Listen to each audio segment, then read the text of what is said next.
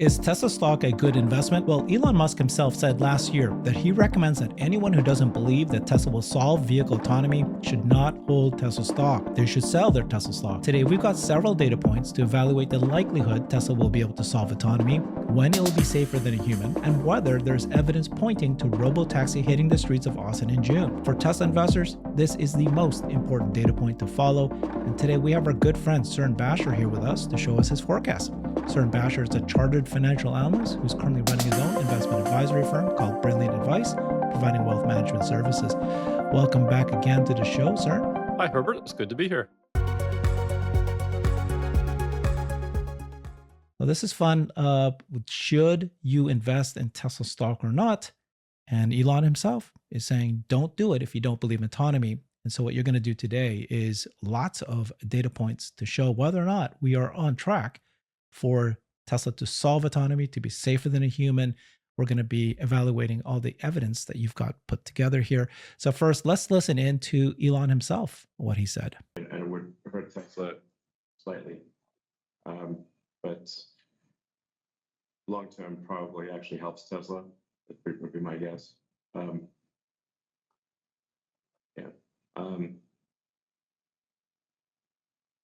and I've said this before on these calls. The value of Tesla overwhelmingly is autonomy. These other things are in the noise relative to autonomy. So I recommend anyone who doesn't believe that Tesla will solve vehicle autonomy should not hold Tesla stock. They should sell their Tesla stock. If you believe Tesla will solve autonomy, you should buy Tesla stock. And all these other questions are in the noise. Okay, and then here we've got, so this is just on February 10th. Elon says, and it only gets better from here. This is last month. Tesla's still on track to launch autonomous ride-hailing in Austin in June and roll out to many cities in America by the end of this year. The threshold is achieving safety far in excess of the average human driver. Ultimately, autonomous cars will be 1,000 times safer than human drivers. So what I'd like you to do today, Cern, is tell us the timelines on when we get to these milestones. Yeah, and this is kind of the $64,000 question, so to speak, right? When will all this happen? And if you think in a linear way, it seems like this is far off. However, the progress that is being made here is not linear at all. And so I think we've got a couple of data points to show that today. Yeah, let's start off with you provided this data point here, right? Which is let's go back to the beginning, 2016 master plan part 2, and he said a statement here, right, that you wanted. Yeah, us it's in to the point second out. paragraph there. It says, we Right expect here. that worldwide regulatory approval will require something on the order of 6 billion miles, 10 billion kilometers. And he says current fleet learning is happening just over 3 million miles per day.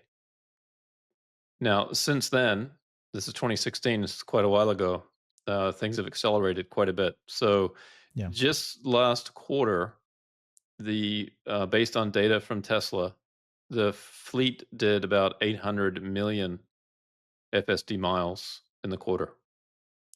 Mm-hmm. And based on my calculations, that will approach a billion a quarter. About 900 million this quarter, about a billion in the second quarter, and about 1.1 billion in the third.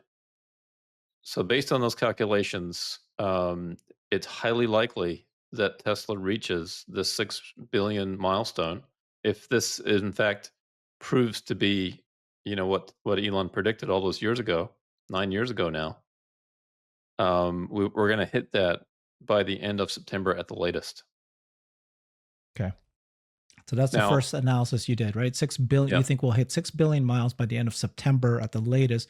And according to Elon, he kind of guessed at the time 6 billion miles. If you have that enough miles, you will be able to get worldwide regulatory approval. That's how many miles you need in order to prove it. That's right. Now, that doesn't mean that they need 6 billion miles to solve FSD, to make FSD, smarter, better than safer than a human driver. He's just talking about worldwide regulatory approval in terms of having enough data, enough safety data to be able to show regulators without any questions about how safe it is. So that's a key metric, and we are, even though at the end of December we were halfway there, we're going to get the other half in 9 months or less, Okay. Gotcha. That's a good number. which is So here we astonishing. are. Again, to my point about this is not linear. This progress is not being made on a straight line. This Yeah. curve That's is it. accelerating. Yeah. There are more vehicles being added to the fleet all the time. More people are using FSD more frequently. More people are buying FSD. And now we have FSD in China, which just doubled the number of potential vehicles that can use FSD, right? And we're seeing perhaps FSD Shouldn't you coming redo to this chart? Australia. Because this is a USA fleet. You That's need to just do one US with fleet, USA right? and China, which is double, right? They have 2.5 million cars available, and about the same here in the US. They're now 5.1 million total. Yeah, Addition of China adds it could. Yeah, doubles and this. and this label here, instead of US fleet, maybe North America fleet is the better way to label this one. Yeah. With the addition of Canada and Mexico, but most of the miles are done in the US. And even with the addition of China, it's probably not going to change these numbers too much, but it could pull it forward to maybe early September instead of late September. Oh, okay. You think it's just really just a month difference, not I think so. months? Okay. Okay, Right. that's fair. Okay, so I mean, that would you're be a explaining. pleasant Yeah. surprise if we get there in July instead of September, but in the whole scheme of things, it's not really a material difference. Okay. Yeah. So tell me when and why. So you did that faster than you might think, and then yeah, what are we looking at here? Yeah, this is interesting. This is from Tesla's quarterly report. They give us an update on the cumulative miles driven. So I took their data from the report over time and built out a spreadsheet for it. But the interesting thing is the image here. The red part of the chart shows FSD miles on version 12 and beyond.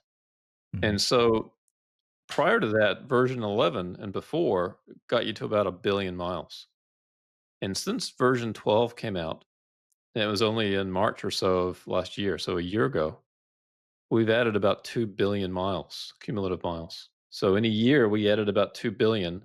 And based on the projections that I'm making, in about 9 months, we'll add 3 billion miles. Cern, when did 13 version 13 show up? Right around here, you think? Version 13, if I recall, it was more January. late summer, was it? Early fall? Mm-hmm. I forget Yeah. specifically when it came out. Yeah, I don't recall. My recollection is it was August, September, October last year when they started Yeah, rolling that out. 13 was the most important thing for me personally, right? I started Yeah. driving it daily after version 13. So I can imagine that this is actually even higher. Okay. Yeah. So you're saying that summer 2025, that's when we're going to see the 6 billion miles, and that you've explained all this. So why is it important? Why is the 6 billion miles important? You explain several reasons. Yeah, and in my first post on this, which is what this is showing, certainly if it's approved elsewhere, as so the miles from China now potentially could be used to convince folks in Europe or Mhm. other countries that it's safe. Right. Although that may not be true. The miles that are in China that data may not be available for other regulators to look at, and they may not Mhm. even consider it relevant. Mhm. But certainly in the United States, 6 billion miles is great. And if the European Union is looking at this, they should definitely be considering the US miles, especially since they haven't allowed even supervised FSD in Europe yet, right? And that appears to be coming fairly soon, at least supervised, but they may get to the point where they get very comfortable with the idea of unsupervised FSD as well. Okay. So these are the reasons why 6 billion miles, what it will be able to deliver. Yeah, and I think the reason behind the number is just you need that sheer amount of miles because there are tons of edge cases and crazy scenarios, right? The crazy things that can happen, and how does the vehicle handle a moose walking down the road? Yeah. Uh, while that may be a normal occurrence in parts of Canada, it may be a very rare occurrence in other parts of the world. So you want to make sure that the system's robust to handle all kinds of crazy stuff. And so if you have 6 billion miles, that's capturing quite a bit of crazy stuff, right? And the regulators need some confidence. Again, it's based on the data. I'd be curious to know how Elon came up with the 6 billion mile number. I'm sure it wasn't a number that he just pulled out of the air. There's some thinking behind this. And it's really interesting to me that he had this number in mind all the way back in 2016. That's the critique to that, though. 2016 was before neural nets. So whether or not with neural nets, did you still need the 6 billion miles in order to get to this safer than human? But regardless, that's the point is we're pretty well there. Edge cases, anomalies, you got regulatory approval, you got benchmark for safety. All of these things need to happen before that. Yeah. Now, again, just to draw a clear distinction between this, it's not as though they needed 6 billion miles to solve FSD. That wasn't what Elon was saying. It was for regulatory approval. So all the way back in 2016, when they had a different approach before neural nets, I would imagine that Elon was hopeful, or he thought that they could solve FSD using their current methods. And of course, we know in hindsight that wasn't the case. But he was just saying from a regulatory perspective to approve it. So even if they had solved FSD years ago, Yeah. I think he's still saying that they still would have needed 6 billion miles in order for the regulators to be comfortable with it. Now, it just so happens it appears that these two events are coinciding with each other.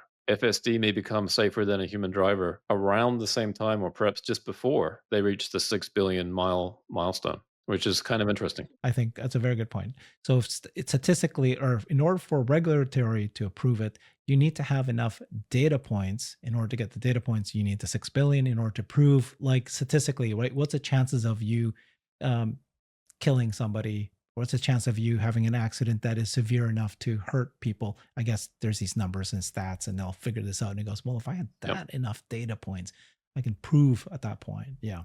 It's a bit like if I develop software to fly a plane by itself. The software may be great, but I'm sure the FAA is going to say, okay, you need to have a certain number of flight hours, Yeah. right, to prove that the software handles all conditions. And so in the robotaxi world, Elon's determined that's around 6 billion, which is, again, interesting that he figured that out 9 years ago. Okay. So this is ARK Invest analysis that they just did a few months ago. They just released this. And they said in their mind, in their estimates, okay, this is different than what Tesla is saying. These guys expect to hit two milestones. One milestone is, when do we get to 10,000 miles between critical intervention? And the definition of 10,000 miles per critical intervention, that's basically 1 year's worth of human driving before an average person would need to touch the wheel in FSD mode. Okay, this is critical interventions, 1 in 10,000 miles. And then the other one is 700,000 miles between critical interventions. That paves the way for conversations with regulators.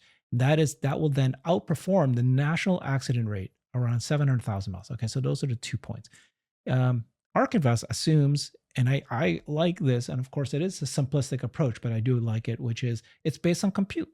If you already show that you can get from 10 miles between critical intervention to 1,000 miles to 10,000 miles and so forth based on compute that you have, the more compute you can get to, the more likely you'll get to these results. And so they are estimating that Tesla will get to 10,000 miles between critical intervention once they hit 120,000 computing H100 equivalent computes, and they think that will happen by March, which is now. It's happening right now. This is where we're at. And then by October, that's when they'll think that they'll have basically as safe as any human. What's your thoughts about this? Yeah, I think this is a good first step in looking at this. And as we'll see in a second, the work that AJ has done to extend this, I think, is even better. But certainly it is based on compute. And clearly, the more compute, the more training, the faster they can train, and you can get to these levels. And by the way, just getting the vehicle to be safer than a human is just a step along the pathway. They're not finished at that point. They will continue the effort to continue to improve it. But what we're seeing here is rapid improvement. Now, what really matters though is not just installing the computers and saying, okay, we're there. It's actually the compute time. It's deploying these H100s over a number of weeks in order to build the next iteration of these models. And that is what's been accelerating, and that's kind of exciting. Yeah.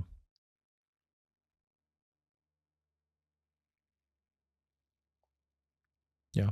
I think this is such a good analysis, and I think that if they can get the likelihood of them hitting these compute is very high. Okay, you can estimate. Well, maybe it might take them another year. Okay, then but it's not likely going to take 2, 3, 4, 5 years to get to this compute. And then the next question is: does more compute relate to more reduction in miles between critical intervention? And that's your estimate. But it's a good thumb in the air that the likelihood is very high that we're going to get to the scenario. And if you base it on past experience, then that gives you a sense. But you can say, well, it's not based on past, but that's fine. Just another way. It's very clear based on past experience that this is the path forward. And Tesla, I think, has known this now for some time. And I think that's why we're seeing Elon be quite confident about the timeline going forward.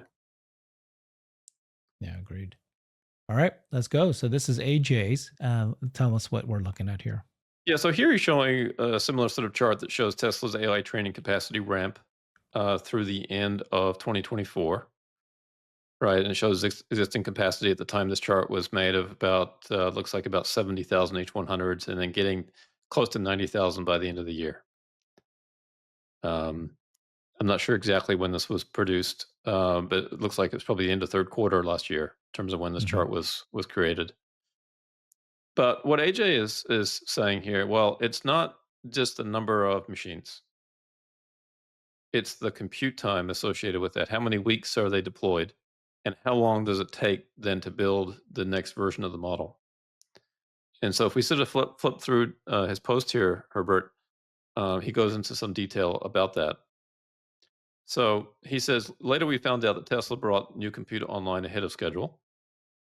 And so he says the key driver of FSD progress is not absolute compute, how many GPUs, but the cumulative amount of compute deployed, i.e. it's a function of the number of GPUs and time.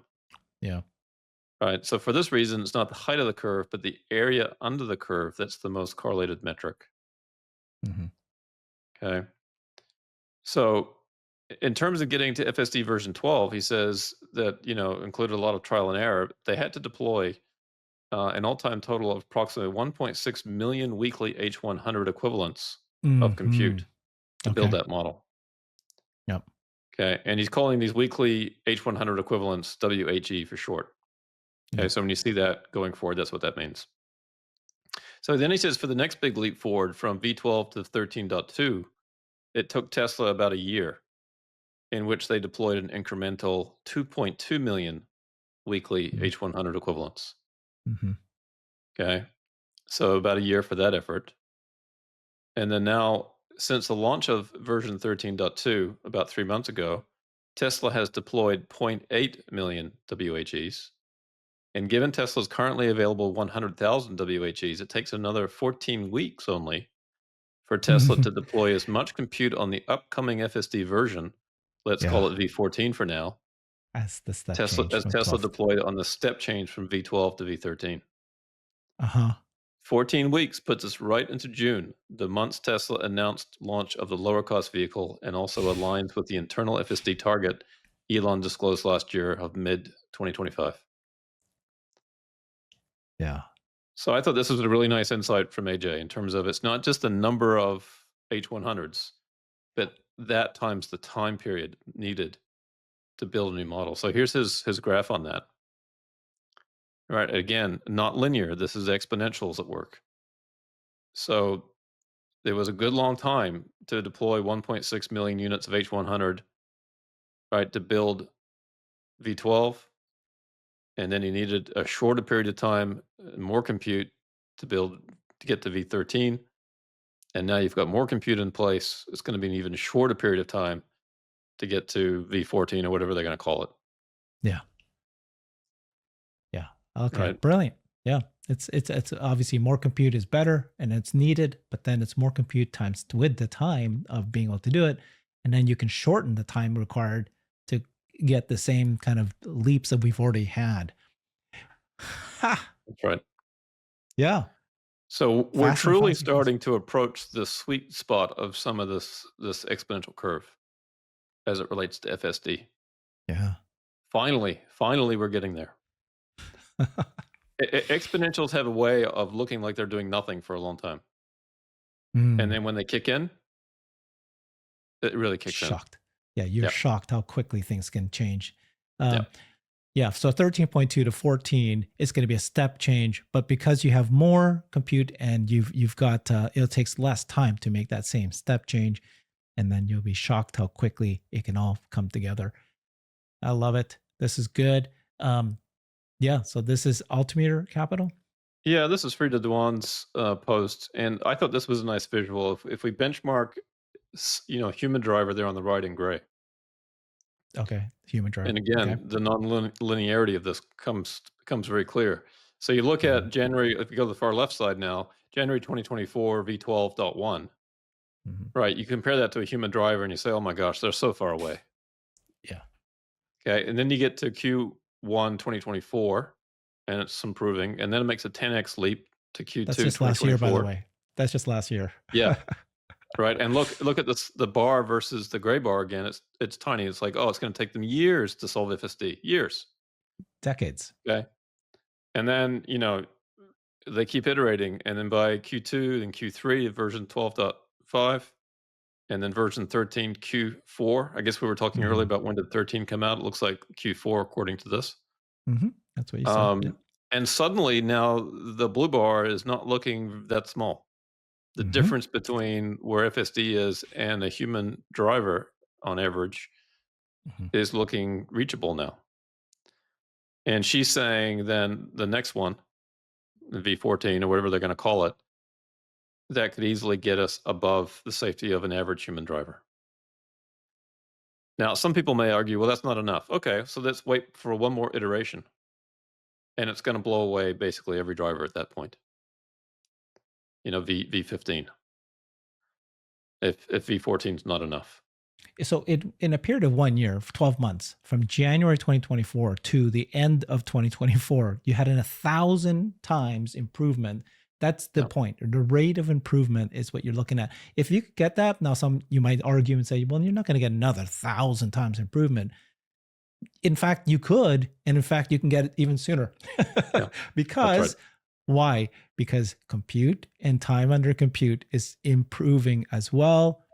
Um, so at the same time that they're happening. So this is the point, right? Another 10 to 20x is what's needed. It really is another, another magnitude change that needs to happen. And yeah, And keep in mind that the Tesla team sees this well ahead of anybody else. When Elon yeah, was talking about, I think V12, he was talking about how great that was 9 months before we got to see it.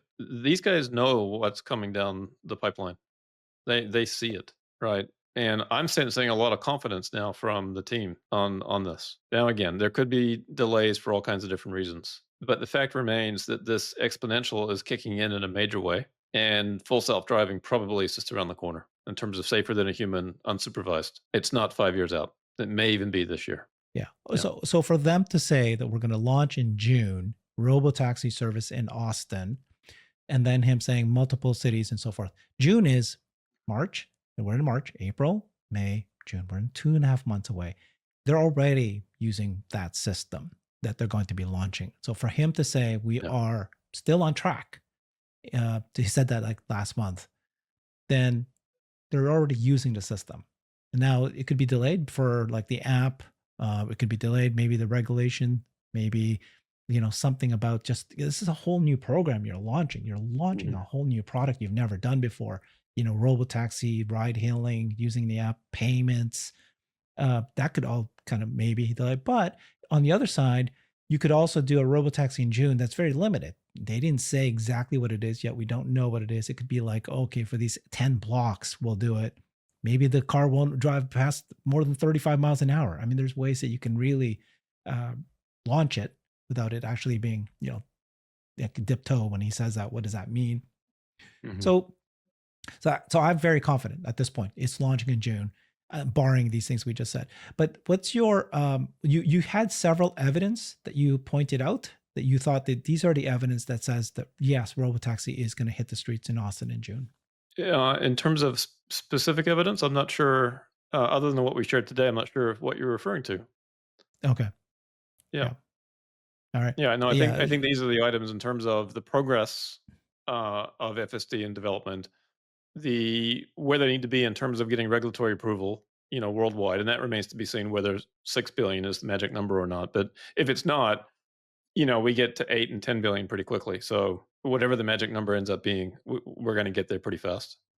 If Mhm. you're, at a run rate right now of about 1 billion FSD miles a quarter, you start to rack up some pretty serious miles for regulators to sink their teeth in. Right. So there's that part of it. And then the second part of it is just FSD's development itself. And we showed here that the progress there is now hitting the sweet spot of that exponential curve. And so the system is, if we're not safer than a human by June, it's not far from there. And then it just gets better and better after that in fairly short order. So to me, those are very encouraging developments. It makes me very confident about the deployment, the rollout of Robotaxi. And I think now we will start to see over the next 6 to 9 months, um, pretty much everybody on Wall Street start to build a Robotaxi model into their numbers. Right. And that's when it starts to get really interesting, when people start to talk about what does that mean for Tesla's revenues and earnings? Because up until now, there's been the true believers, right? There's been those of us that have been talking about this potential, and then there's been all the Wall Street skeptics. And they say, we're so far off, we're not even going to build into our model. We don't even want to think about it yet. They're going to be forced to think about it. They're going to be forced to update their Excel spreadsheets, right? And by the way, I've started to do that with my own. I've always had a Robotaxi model, but it was always in isolation, right? In terms of, the quarterly numbers.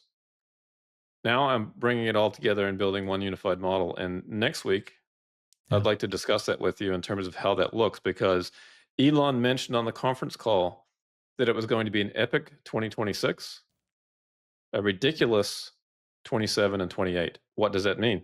Well, I've put some numbers to it, and it's quite interesting. Okay, this is going to be good. Yeah, you're saying that next week you're going to have actual data to point out, I guess, by quarter, right? Months and quarters of what the actual earnings will be based on what we're looking at, both robotaxi and robots, unified model.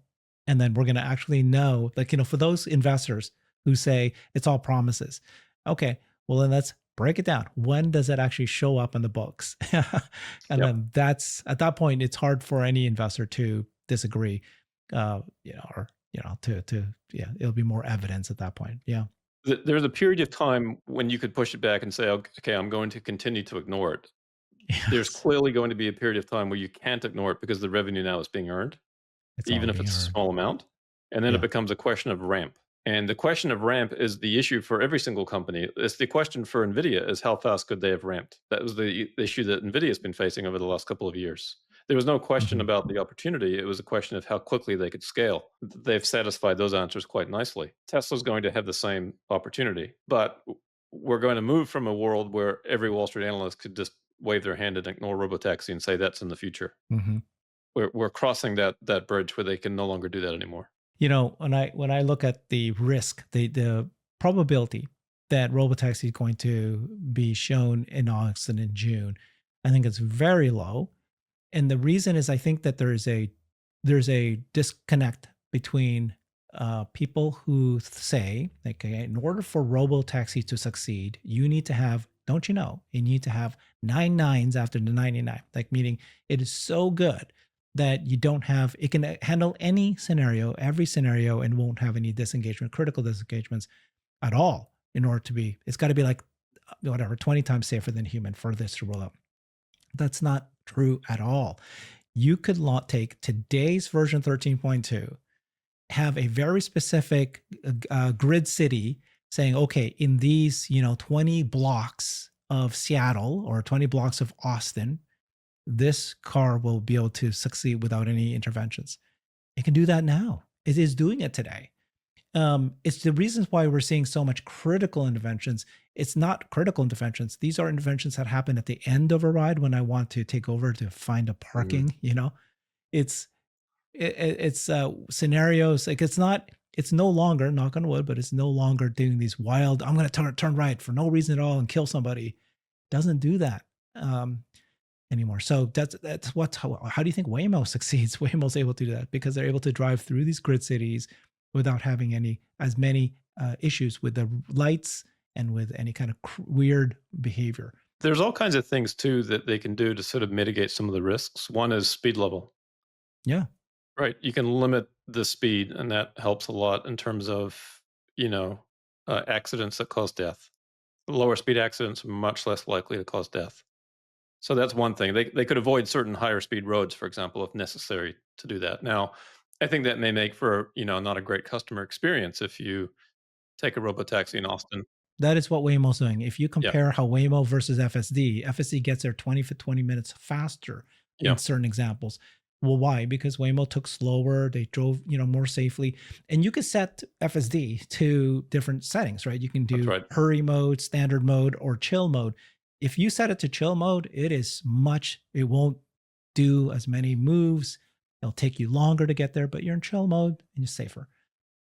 So you Yep. could run a robotaxi service today with existing software today. There's no reason. And there's other things too. For example, it won't drive in certain weather. If it's raining at a certain level, Yeah. the network won't operate or something like that. There's different things they could do in the short term to mitigate some of the risks, right?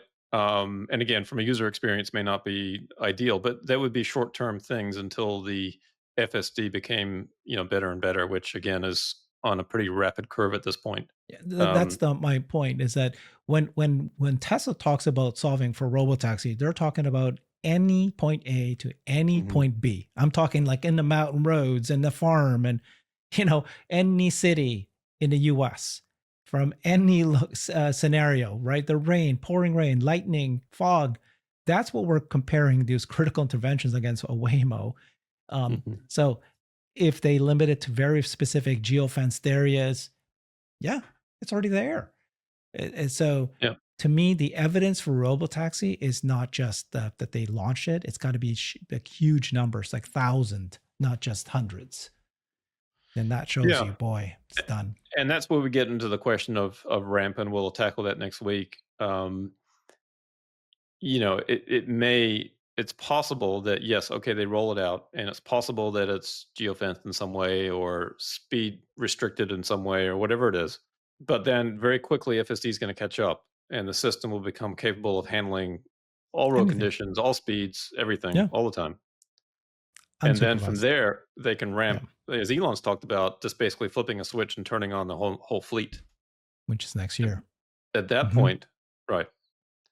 Yep. At that point, however you model this, it's absolutely insane. That's what I mean by dip toe, right? You want the introduction has to be so perfectly done. You don't want to risk it. So just have these little restrictions first and then move on, expand, add, and then, you don't, because the branding is so critical, right? The first 6 months is so incredible that it's viewed that way.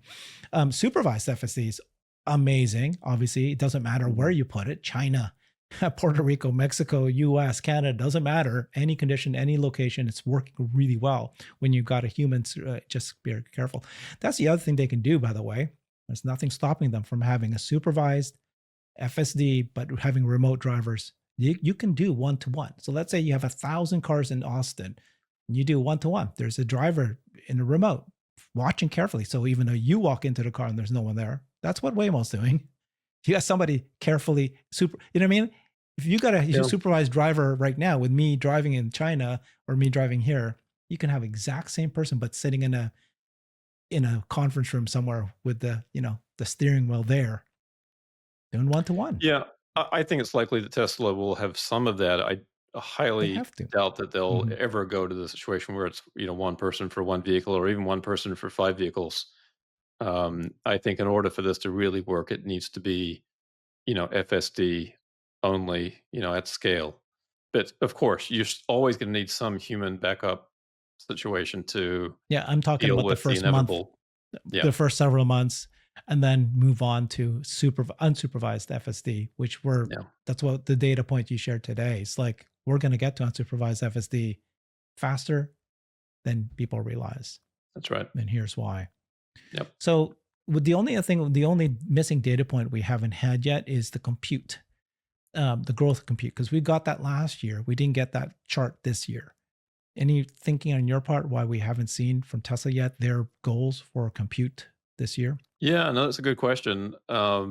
Hopefully that question will come up on the Q1 conference call, or hopefully they share some information on that just in the report. But there's no doubt that that is expanding all the time. Yeah. Right. I don't think Yeah. we have to worry too much about that. They're getting as much compute as they can get their hands on. Mm-hmm. Yeah, I'm not worried about it at all. I'm just curious why we haven't Yeah. seen the path for the year. If anything, it's going to blow us away. I'm not worried about it. Yeah, and I Look think what- they're building another Cortex-like facility, Giga Texas, right? So Yeah. they definitely have expansion plans.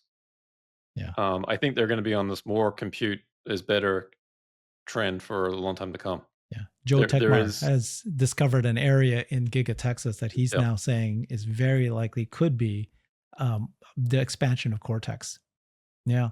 And they're adding a And new then- megapack facility there adjacent to the existing one and everything. So all signs are pointing towards another big supercomputer cluster there. But we don't need that, right? Like based on your data here, existing compute that we have now gets us to these numbers that we wanted, correct? Correct. Although again, you want to keep applying more compute over time so that you can get to the next level that much faster. 1,000, when he says it's going to be 1,000 times safer, like, superhuman. This is where we started off with at the beginning, where he says it only gets better from here.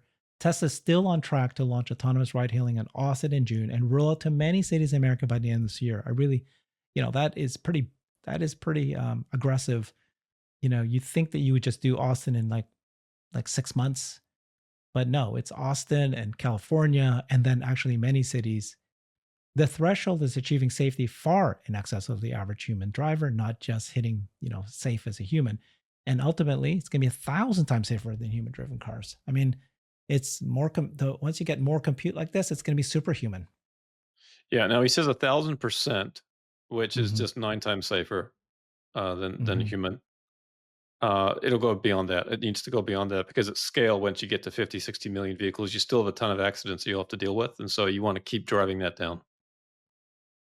Yeah. Otherwise, you're keeping your legal team very busy. But I mean, 10 times safer than a human, 9 times safer than a human, accurately. Oh, it's huge. Yeah. That's, or this that's very good. Yeah. Oh God. Yeah, I did a chart one time where I looked at, the accident rate and how many accidents you would expect over a human lifetime. Yes. And we'll get to the point where an average human will never be in an auto accident of any kind. Yeah. And that's not the case the today. average human. Yeah. Right. The case today is that we should expect to have several accidents over our lifetimes. Mm. So that will change. Because obviously there's that transition period, right? Like there's going to be Teslas that are able to do this, evasive maneuvers, but then there's cars out there that are driven by humans still. And maybe that's going to happen for 10 years, 20 years, whatever the date point is. But the point is that Tesla needs to be able to evade maneuver. And that's where the super safer than the human is, because the computer can be faster in spotting where to go, faster movement, quicker. As soon as they see a car even head in that direction, they're already moving away faster than even you realize it's happening. So there's an interesting thing that happens too, Herbert, as you put more autonomous vehicles on the road. Mm-hmm. Even if those cars are not improving, even if they're just safer than a human by, let's say, 9x, the more vehicles you put on the road, the accident rate starts to accelerate down. Yes. Right, because the autonomous vehicles replacing 1 or 2 or 3 human-driven vehicles, or maybe even as many as 5 human-driven vehicles, right? Because autonomous vehicles are going to be used more continuously than vehicles that you and I would have that's parked most of the time. So every AV you put on the road, you're taking off 2, 3, 4, 5, 6 human-driven vehicles. Yeah. And so that accident rate really starts to dip fairly quickly as the number of AVs ramp up. And that starts to pay really great benefits to humanity in terms of lower costs for medical expenses and all that kind of stuff. By the way, it triggered a thought. In June, there's going to be robotaxis in Austin. What does that do to FSD miles? Exactly what you just said. You know, that's going to make the robotaxi miles increase. Now, I don't know if it's significant or not, but the more robotaxis you actually put in, the more drives that they do, the more miles you gather, and then the faster you get to, safer and safer and safer than a human, hitting these FSD miles to be able to train it. Yeah, the good news is that we're getting to the point where the number of miles, at least as Elon foresaw it in terms of 6 billion, is going to coincide pretty nicely with this initial robotaxi network. So it's not like we need a robotaxi network to generate another 3 billion miles. We're already on track to get that anyway. The other point is simulation data. So he's pointing out that the more compute you have, the more simulation you have. If you have more simulation, you may not need the 6 billion miles anymore. You might already have solved it now. Yeah. They probably have 100 billion miles in simulation that they've done. Yeah. Or something like that. Who knows what the number is, but some colossal number, I'm sure. And that's very helpful, I think, to solving some of the edge cases. You can put a monkey in the middle of Manhattan and you can see how the car behaves. Right? Where it's highly unlikely that you're ever going to see in your lifetime a monkey walking down the street in Manhattan. Yeah. But if you can simulate that, then why not? Yeah, you can teach it. And that's where compute is the race, really. It's really the race. But, we have a huge head start, and you needed this, by the way. You can't just do compute and catch up. That's another fallacy. But if you've got the billions of miles we already got, then you add compute, and you're with the most compute, the faster deployment of more compute than anyone else. Who's going to get to safer? And it's magnitude safer than all the other car companies that do autonomy. So that at that point, whose car you're going to take? Yeah. It's a bit like getting to the point where if you had a choice, right, to drive with a teenage driver, or a professional driver, it's clear what choice you would make. And so that's the choice that we're going to have with FSD, a robotaxi network. That vehicle is going to feel so much more professionally driven than any human-driven vehicle. Right? You're going to quickly notice how distracted human drivers are, how unsafe human drivers will make you feel. Yeah. Relative to a very smooth it's a operating crapshoot. robotaxi. It's a crapshoot, really. And I'd say 1 in 10, I get a good driver, and most of them are not. And he's playing the music, he's listening, talking to his phone, and I'd rather just drive myself. But then you get the good one. And here, it's always a good driver, and you're going to go, well, I'm going to go with consistency, what I know for sure. Always. Right? Yeah. Thank you so much, Cern. This is big. Next week, it's a big show, guys. So if you watch this, stay tuned for next week's Tesla. Cern has done tremendous work for the show next week, where he's going to map out exactly which month, every month, what's going to happen to the actual earnings for both robotaxi and robots. No one's ever done this before. Most people have done forecasts for years for the future. This is now right here. What's going to happen in the next 6 months, by month, by quarter. Thank you, Cern. Thanks, Herbert. Yeah, next week's going to be fun. It's a whole new spreadsheet and whole new slides that have never been seen before. So it's going to be fun to share them. Thank you so much, sir. Bye-bye, everybody. I've created a website that is the most comprehensive resource for the Tesla investor. Please check it out. Simply go to my website at herbertong.com.